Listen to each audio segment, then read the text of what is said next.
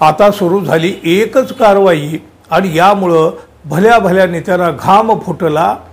त्यांच्यावर आता कुठल्या कुठल्या प्रकारची कारवाई होती, कारण ही जी रक्कम आहे ही 238 कोटीच्या पुढे आहे आणि आता या कारवाईमध्ये सर्वाच्या आधी या बड्या बड्या नेत्यांच्या मालमत्ता देखील आता जप्त होऊ शकतात। अर्थातच यामुळे राजकीय वर्तुळामध्ये एक मोठी अशी खळबळ उडालेली आहे। मित्र हो, नमस्कार। निवडणुकीची ही सगळी धूळ उडाली जी होती ती आता हळूहळू खाली बसत असतानाच आता सरकारी कारवायांनी गती घेतलेली आहे। सरकारी कारवायांना आता गती मिळू लागलेली आहे। बराच काळ चर्चेत असलेलं एक प्रकरण आणि आणखी वेग घेऊ लागलं आहे आणि बड्या बड्या दिग्गज म्हणवल्या जाणाऱ्या नेत्यांना गोत्यात आणण्याचं काम या एका कारवाईमुळे होऊ लागलं आहे। यात कोणी आजी माजी आमदार आहेत तर कोणी माजी मंत्री, सगळेच्या सगळे आता मोठ्या अडचणीत आलेले आहेत। सोलापूर जिल्हा मध्यवर्ती बँकेने बेकायदेशीर प्रकरण म्हणजे ते कर्ज वाटप प्रकरण केल्याप्रकरणी जबाबदार धरण्यात आलेल्या सोलापूर जिल्ह्यातील ज्येष्ठ नेत्यांच्यासह 2 अधिकारी आणि एका सीए सह 35 लोकांची मालमत्ता ताब्यात घेऊन 238,43,09,99,000 रुपये 12% व्याजासह रक्कम वसूल करावी असे आदेश विभागीय सहनिबंधक योगीराज सुर्वे यांनी काढले आहेत। आता संचालकाच्या मालमत्ता ताब्यात घेण्याची कारवाई जिल्हा मध्यवर्ती बँकेने करायची आहे। जिल्हा मध्यवर्ती बँक बेकायदेशीर कर्ज वाटप प्रकरणामध्ये म्हणजे 2010 साली बार्शीचे माजी आमदार म्हणजे ते आता माजी झालेले आहेत, या निवडणुकीत त्यांचा पराभव झालेला आहे, हे राजेंद्र राऊत त्यांनी याबाबत तक्रार केलेली होती। त्यांच्या तक्रारीनंतर कलम 83 आणि 88 नुसार चौकशीही करण्यात आली होती। या चौकशीमध्ये बघा, संचालक मंडळाने नियमबाह्य पद्धतीने कर्ज वाटप केल्याचं स्पष्टही झालेलं होतं, आढळून आलेलं होतं। हे सगळं संचालक मंडळांच्या सदस्यांनी स्वतःच्या संस्थांना कर्ज घेतलं, मात्र त्या कर्जाची परतफेड केलेली नाही।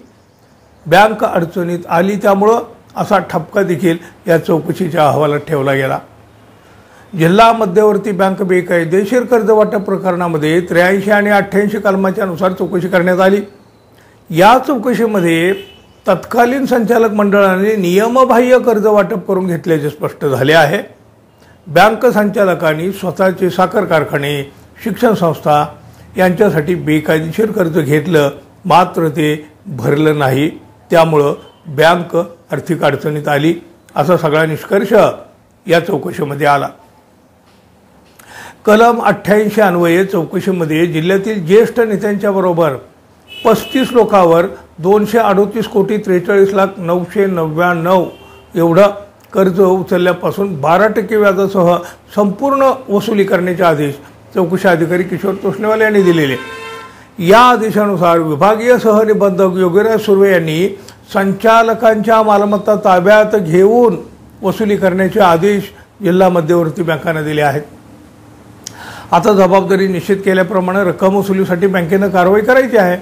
दरम्यान बार्शीचे माजी आमदार राजेंद्र राऊत यांच्या याचिकेवर उच्च न्यायालयाने दिलेल्या आदेशानुसार चौकशी आणि कारवाई आता सुरू करण्यात आलेली आहे।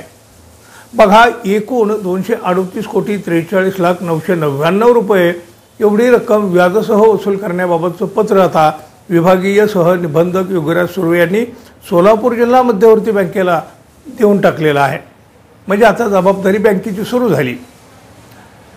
बघा, आता नुकतेच निवडून आलेले आमदार दिलीपराव सोपल, शरद पवार यांच्या पक्षाचे, माजी मंत्री बडप्रस्थ बडे नेते विजयसिंह मोहिते पाटील हे माजी उपमुख्यमंत्री देखील आहेत, दीपकराव साळुंके पाटील, दिवंगत आमदार सुधाकर पंत परिचारक, माजी मंत्री दिवंगत प्रतापसिंह मोहिते पाटील, राजन पाटील, रणजितसिंह मोहिते पाटील, दिलीप माने, संजय शिंदे, बबनराव शिंदे, रश्मी दिगंबरराव बागल यांच्यासह सोलापूर जिल्ह्यातल्या अनेकांचा यात समावेश आहे।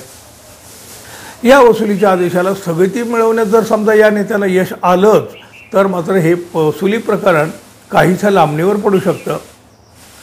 प्रत्येक नेत्याकडे असलेली ही वसुली कोट्यावधीची आहे, त्यामुळं सगळ्यांचेच धाबे दणाणले आहेत आणि आता जरा मालमत्तेवर सुद्धा नजर.